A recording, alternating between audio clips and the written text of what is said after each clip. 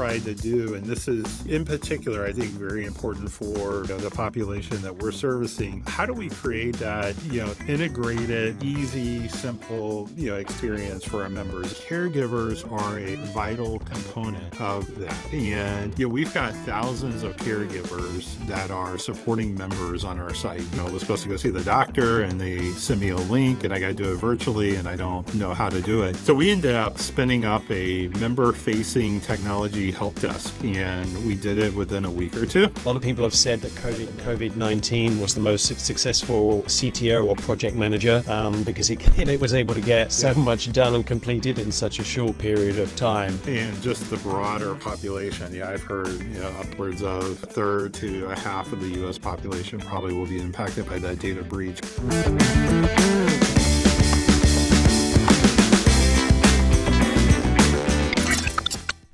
Hello and welcome to BetterTech. I'm your host, Colin McCarthy, here to explore the dynamic world of tech with you. At BetterTech, we'll dive into today's transformative trends, connecting with thought leaders to uncover insights that propel business success and innovation. Let's get started with today's subject, smart care for seniors, how tech meets elder needs. Welcome, Josh Goode, a guest. So to start off, please, could you give me an overview of your role as CIO at Scan Health Plan and how it intersects with your mission to support seniors? Sure. And appreciate you having me on the show, Colin. And as you said, Josh Goode, CIO of Scan Group and Health Plan. A little bit about Scan. We're a Medicare Advantage plan based in Southern California.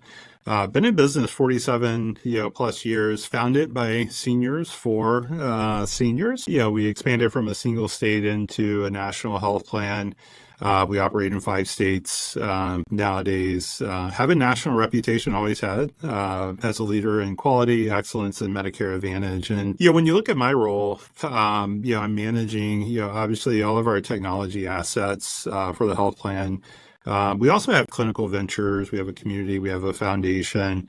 So if you think about your traditional, technology assets and departments, from infrastructure to, information security, digital experience, analytics, enterprise applications, I also have consumer experience, which, is not always, a little atypical for your CIO. And part of the reason behind that was, when you look at IT, we're at the center of everything. You think about the experiences that we build and, for not only our employees, but also our members, which are, our older adults, our senior population. And when you think about my role, it's critical to be able to bring a cohesive experience to that population. And, I'm sure we'll talk about it more later on, but, as the older adult population continues to, age, technology, obviously continues to age. And if you look at, that population is more and more adept at using technology, and digital engagement is really, at the forefront of what we're doing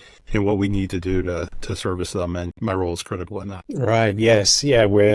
As you say, we're all getting older. I now begrudgingly identify as an older person, and my mother is quite adept at technology. It's embedded in her life, and I'm sure a lot of people listening can relate to that being embedded in their own parents and relatives' lives. So Scan Health has been dedicated to senior health for over 4 decades, as you say, and I know that you have been there for quite a while as well. Is it like 13 years? Not that long, but close. So I just over 10 years. 10 years. And so right. A long run though. Yeah. So how has the integration of technology evolved at Scan to meet the needs of the tech-savvy elder adults?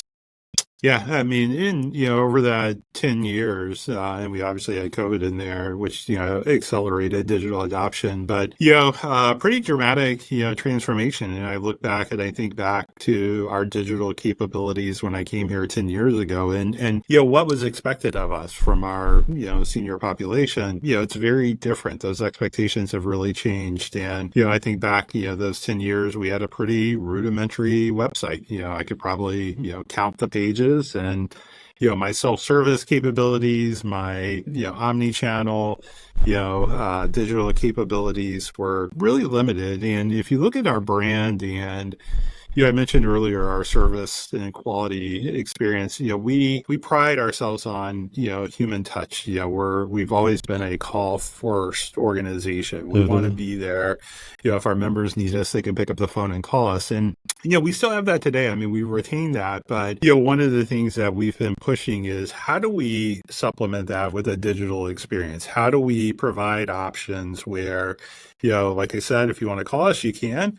But if you want to go on our website and engage with us digitally, you have those options. You can engage with us through omni-channel communications and through other digital means. So our goal is, being here, we're available 24/7, and we're here to service our members' needs however they want to be serviced. Right. And are you able to discuss any of the specific key technologies or tools and platforms that Scan Health has implemented to enhance the care and also maintain the independence of seniors? Yeah, I'll talk through it. I won't share any specific vendors, but I'll talk through what's been part of our strategy there. And you said a key word where platforms, we've, really over the last 3-4 years have taken a platform approach. And, one of the things that we grapple with in the payer industry, we have very large, complex, digital ecosystems. And then we have these monolithic, core admin systems that we have to, these things have been around for decades. We have to have them, to run our business. And, what we've tried to do at Scan is, implement platforms around these systems. So if you think about your engagement, your experience layers, our websites, things like CRMs that, either it's our, serving it up for our employees or through our members for our website. And what we've tried to do, and this is, in particular, I think very important for, the population that we're servicing, how do we create that, integrated, easy, simple, experience for our members? And that's where, I think about our website and some of our digital engagement, platforms, we've been able to drive that. So if you think about a typical payer, we probably have over, 20 different vendors that, our members can access through our website. And you think about it, it's a, bifurcated experience. You go out there and our transportation vendor, you're on their website, they've got their experience. You go to our OTC vendor or dental vendor, they've got a different experience. And what we've tried to do with one of our platforms is how do we bring that together? How do we keep that as a singular integrated experience and not send them to these other sites and make it easy, intuitive for them to use? So that's been pretty impactful for us, in particular, with our population. Right, yeah, and when you mention the term platform or highlight platform, it makes me think it's not just the website and the resources that you're providing to the elder clients. It's also the internal systems that you need to run the organization. So you've got sort of front facing and back office facing, obviously a tech stack, the platform, whether you're choosing Google Workspace or Office 365, Dropbox, Zoom, Slack, everything else. And then, how are you running your own data center? Are you choosing a cloud platform provider? And being around for 40 years, there's probably so much HIPAA data that's stored in an old AS400 somewhere. We shut it down, so we don't have it anymore, luckily. So I hope it went to a local computing museum or something. We actually call it the Scan Smithsonian, so we actually have our own internal Smithsonian, but we had one of those, the AS400. Yeah, I always like companies that have, kept or have the ability to hold on to some of that tech and, sort of show the progression and the evolution of the company. I visited Google offices a number of times, and there they have a wall of all of their sort of tech and all of the phones and Chromebooks and other products. And it's wonderful to see that development, certainly as a technologist visiting.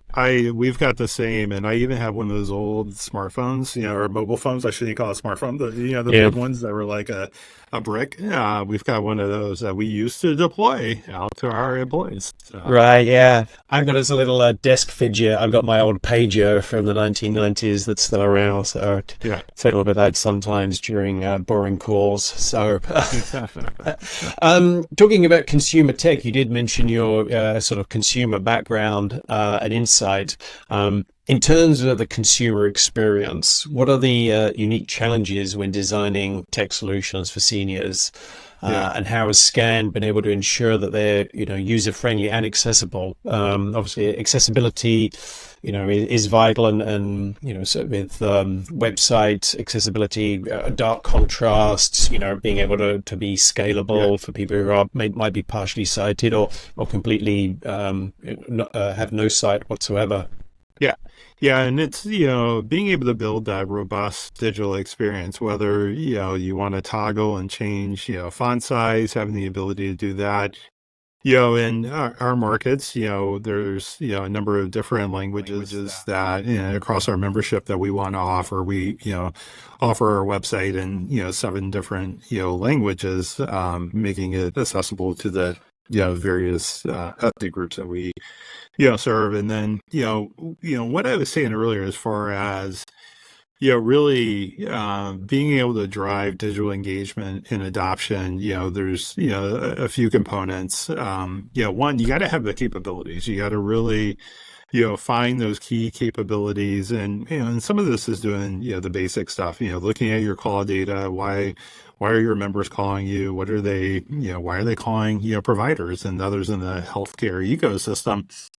And looking at how do you digitalize those capabilities, putting them on, your website, and then, building that seamless, integrated, experience, which is, both of those are very, key. I mean, we've all been out to websites, we get frustrated, and, you shut it down and you don't go back and you don't use that experience again. And, to that point, one of the metrics we like to monitor is, monthly engagement on our website and with our, I think about our Hmm. member portal. And, a lot of people will come out one time, you'll see them, they'll register and, or download an app one time, but how often are they using it on a recurring basis? Because that really, tells you you're driving a better experience and you're putting capabilities out there that they are interested in. So yeah, I think that is key. One of the other things that is key, and I have to say this because I say this to vendors a lot. Hmm. I'm always surprised I don't see vendors doing this, but so Medicare Advantage, we're focused in on the older Hmm. adult senior population, and caregivers are a vital component of that. And we've got thousands of caregivers that are supporting members on our site, and I see a lot of digital health technology, and these companies and vendors that are, they're targeting the Medicare Advantage space, and they can't support caregivers, and we're always, surprised and shocked by that because we allow caregivers to sign up. They, it gets authorized through our Right. members, and they can access pretty much all the services that, our members can access. And it's, like I said, I mean, we've got thousands that are engaging with us that, when you look at that population, they're usually more the higher utilizers of, healthcare services. Those caregivers are fundamental in, delivering that care. And, they wouldn't be able to do that if we didn't have those capabilities. Right, right. Yeah, that's very true. If a lot of elderly people are reliant on, family or a paid caregiver, and it's great you're able to give them access through, some delegated access permission and maintain that Yeah. security. And obviously, data security is paramount, especially when you're dealing with health information for seniors. Can you talk about how Scan safeguards sensitive data and what steps are taken to ensure privacy and trust? Yeah, well, obviously, won't get into too many specifics there, Yeah. but especially nowadays too. I mean, I think we're all familiar with the United Healthcare, Change Healthcare data breach. I think they mentioned today, there's an article come out that it's going to impact a significant part of the entire U.S. Population. Yeah, that But is, I was listening to an NPR article about it. I think they said that it's up to 70 patients' deaths can be attributed to that ransomware attack. yeah, and just the broader population. Yeah, I've heard, upwards of, a third to a half of the U.S. population probably will be impacted by that data breach. But it's a challenge. I mean, you really got to have a comprehensive security program. We like to think about, protecting, training, and recovering and being, prepared if something does happen. But you got to have a multi-layered, multi-pronged approach to this. People that, aren't as close to it. A lot of people still think that these are, the kids in a hoodie and their mom's basement. And, it's not like that. It was like that in the old days. These are, full-blown professional corporations with a, corporate governance structure, that are obviously, operating offshore, and they're doing targeted attacks against you. They're not just scanning the internet, probing on your network. They are doing social engineering. They are really coming after you and targeting you. So Yeah, you talk about social engineering and phishing attacks. I've talked about this on a number of different podcasts with different guests. A lot of I think all of the compromises that we've had have been big headlines in the last couple of years. LastPass, Okta, all the others were all through compromised identities. Even if they did have MFA, they were compromised somehow. And they were, targeting, the global admins, the super admins, developers, personal machines, and with LinkedIn and everything else, it is so easy to build a real plan of who's who and who reports into who. It's so easy to use a few tools, a couple of lookups, and you can get quite a view of what an organization is utilizing, and then target your attacks. And it's interesting that some of these compromises, they have just waited. They've compromised an account, but then waited an awful long time before they've launched any payload or stolen data. It's pretty scary. I often tell people, when I started the job, I didn't have any gray hair. So, it's contributed to my gray hair. And what I was saying about kind of a multi-layered security program, training is a big component of that as well, too. A lot of times our, weakest link are, I hate to say it, are our employees. I mean, a lot of these, attacks happen through, a phishing email, or, through some other means of social engineering. And we actually run monthly training programs. So we require monthly micro trainings of our employees. We run, phishing simulation emails, and then, being prepared, if something happens, how do you prepare and, work to recover, having everything in place. That's all you can do. I mean, it takes a multi-pronged approach to really protect an organization. Yeah, and I think it does have to be more than just a printed disaster recovery or business continuity plan that a lot of organizations will just write, print out, stick in the filing cabinet, get their whatever certification they were asking for or applying for, but not actually actively, war gaming, scenarios, doing, simulations of backup restores, pretending that an account has been compromised and surprising the support team, what are going to be your first steps? Yeah, we try to do tabletop exercises. We do it every year, and, you got to really carve out the time, and just make a day of it. Everybody's busy, but, it's critical. And to your point, you don't want to be caught flat-footed. And, part of the challenge is, and I tell the team, we never know what the scenario is going to be. It's never, according to the playbook. So you got to be, going through these scenarios and, kind of think on your feet and document it and, make those mistakes in the training so that you're better prepared. Yeah. A lot of people say it's not if, but when. Yeah. So, it's being able to with zero trust, you have a lot of checks and balances and blockages to stop lateral movement through a network or an organization if an account gets compromised. Obviously, working on the principle of least privilege that you and I have talked about a little bit before, and we know that that's very active in your organization, which is great to hear. Yeah. Yeah.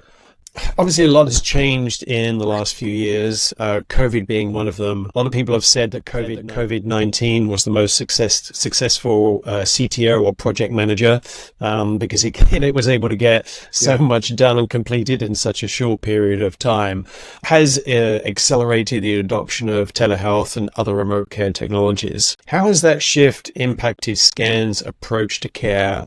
And what permanent changes do you foresee in the post-pandemic new normal era that we're now in? Yeah, obviously is tremendous tragedy, but there's obviously some positives that can come out of those things, and that's the way we've approached it. Where there was a lot of care that now can be done virtually, and when you think about it, it really opened up access to care for some populations that struggled with it, and we're doing a lot more in the homes. We're doing a lot more virtually.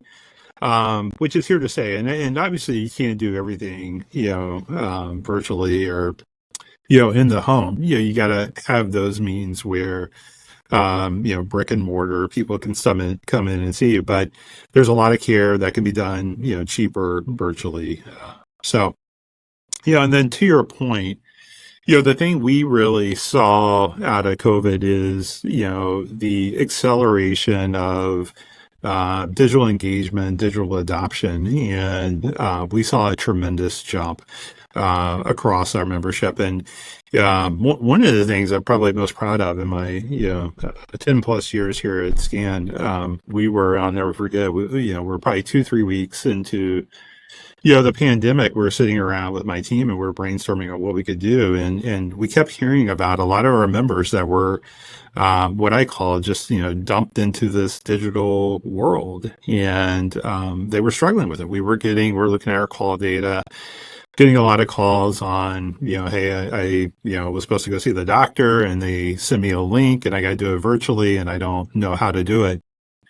So we ended up spinning up a member-facing technology help desk, and we did it within a week or two. And, the goal of it was to help our members with any digital challenges that they were having. And I'll never forget, I was a little nervous. So it was my idea, I had to go sell it. Obviously, it's money. And our first call was an 86-year-old member, and it was a 45-minute call where his appointment, was moved to virtual, and it was in a member portal. It was behind their firewall.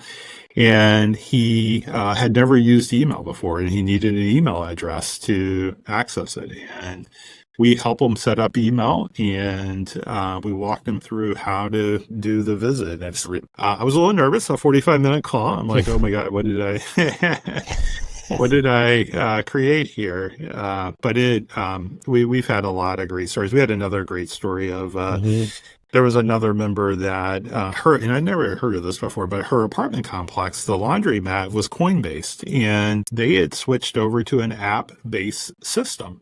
Right. And she didn't know how to use apps. She never downloaded an app, and she was depressed and lonely where she had quit washing her clothes and didn't want to go out of her apartment. And we walked her through it and got her back up and running where she could do laundry again. But we've got a litany of stories around that. We actually offer it as a benefit today, where we still see that as social determinant of health, where the world is so digital that older adults, seniors, they need support, and they can call us, and we even have a mobile service. We'll go out to their house and help them with technology. Oh, that's really good. And it's something that we just take it for granted that we have an email address.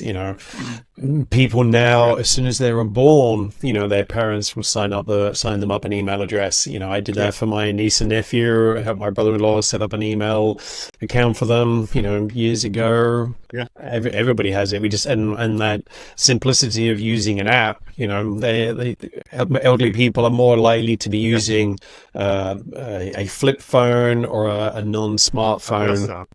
Right. Or even just a home phone. So yeah. It's great that you've got those got those services, especially the mobile tech support that you said that can go out. So looking forward, what emerging technologies and innovations are you excited about that could further transform care for scan? And obviously, we'd have to mention generative AI, whether it's Copilot, OpenAI, Gemini, Google's Gemini AI, any of that stuff being integrated. So, I mean, you said it, generative AI, I mean, which, we're big believers in. We've really doubled down on it. Last year, beginning of the year, I launched what I call emerging technologies operating model. And a lot of people did an AI operating model. And I talked with one of my mentors, and I had it named the AI operating model, but he made the good point of, Josh, in 3 years, there's going to be a new technology. You're going to be launching a new operating model. So I took his advice, but we have focus areas in last year and this year focused in on generative AI, and it's going to be a transformational technology. I mean, it already is. I mean, we're doing things across all the different areas. But part of my one of my bigger challenges is I try to manage a balanced portfolio. How do I, bring Gen AI to all the different areas that I've got to support? I mean, you touched on some of the things there around, Copilot, our employees. We leaned into that very early on. OpenAI, ChatGPT, we leaned into early on. We did not ban it. I took a little bit of a different approach, early on, and I was actually speaking at a Gartner conference about it, and this is when people were banning it, and people were looking at me about like I had three heads, because I said, hey, I've got my security tools wrapped around it, but I'm allowing my employees to use it, and even beyond that, I'm training my employees. I'm having office hours, and I'm training them how to use it. I've got my data loss prevention tools that are safeguarding all of our data around it, and I actually use the analogy of my kids with social media, that I could either ban my kids from social media, and they're going to go find ways to get around it and not really be educated on. Or I could let them have access to it. I could train them on it, and then I can monitor them with my tools. And I'm going to have a much more productive relationship, with kids and the employees. So we've adopted that, and have been implementing a number of tools. We've got probably 20 different Gen AI solutions that are implemented, and extremely impactful. I mean, the productivity gains that we're seeing are pretty remarkable, and then just being able to bring new capabilities and simplify things for our members is kind of the next frontier there. And this is going to be a journey. It's gonna take years. There's a lot of opportunity here that through the years you're going to be capitalizing on. Yeah, the productivity gains and improvement in collaboration is quite outstanding and revolutionary. I spend a lot of time in Google Workspace using Gemini AI, composing emails in Gmail, helping me write documents, and it's amazing. But so you're obviously utilizing Copilot or something for your employees, but then on the server side, you've got AI models and the large language models that can provide better access to data and services on your customer-facing website, and those bots or agents that a lot of companies have at the bottom of their web page. Everybody used to initially hate interacting with them because it was all sort of prompt based, but now it will be able to actually give you a better experience because of the large language modeling understanding behind it. Yeah. What it's done from an analytics standpoint, and this started several years ago with AI, has really been profound. I mean, we create and generate a lot of data in the healthcare industry, and the insights we can get by leveraging AI has just been remarkable. And predictive analytics, where we can intervene and we see things that we did not see before. Really fundamentally changing the way we deliver care. Yeah. Certainly for Gen AI's ability to summarize large documents and pull out the bullet points. To summarize somebody's very long medical history, into something that a tech or a doctor could easily read, and then go and then with the conversational way that AI is, could, ask a follow-up question or more detailed question about the history of something that's brought up in that bullet point. Yeah. Yeah, one of my favorite use cases there. You think about, doctors burnout and, how much time. I mean, they spend a lot of time at night, preparing their next day. And how do we, say going through all these clinical records, we summarize it. And then to your point, they can ask a question, a specific question. Yeah, I use those summarizing tools to help summarize and take notes in all the Google Meet calls that I have throughout the day. And it, creates an action list. If AI is helping being a personal assistant for all the doctors and medical professionals, recording all the notes that they need to do and following up with action items, then it's just a big win for everybody, I think, in the end. Yeah, tremendous help. Yeah. So finally, for other organizations looking to implement technology solutions to support seniors, what lessons have you learned at SCAN that could be broadly applicable to them? Yeah, a couple of them I touched on earlier. I'll do my little speech about caregivers again. So, and the vendor community out there that, they're a vital component of servicing a Medicare Advantage older adult senior population. They play a very critical role in making sure that you can, cater to them, even, as simple as, having it where you can delegate, a member can delegate access to them. That's part of it. And then, thinking about just the digital experience, and how do you make a more seamless, integrated, experience? And we talk a lot about that. And across the consumer landscape, obviously Apple has, done a great job with it and been very successful in it. But that really is, when you're dealing with the older adult senior population, it really becomes very critical. You've got to have a seamless, integrated experience. You got to make it easy. You got to make it user friendly. If you don't, then they're not going to leverage it. So that is one of the biggest challenges out there that you've got to be able to solve for and work through. And if you're not successful with that, you're not going to be successful with engaging the older adult senior population. Fine, brilliant. Well, it has been great to talk to you, Josh, and get a better insight into smart care for seniors. Something that we'll eventually all have to take advantage of. But yeah, it's great to hear how you've been able to provide all those services and focus so much care and attention on making sure that everything is seamlessly accessible for people. So thanks again for joining us. Yeah, appreciate you having me on the show, Colin.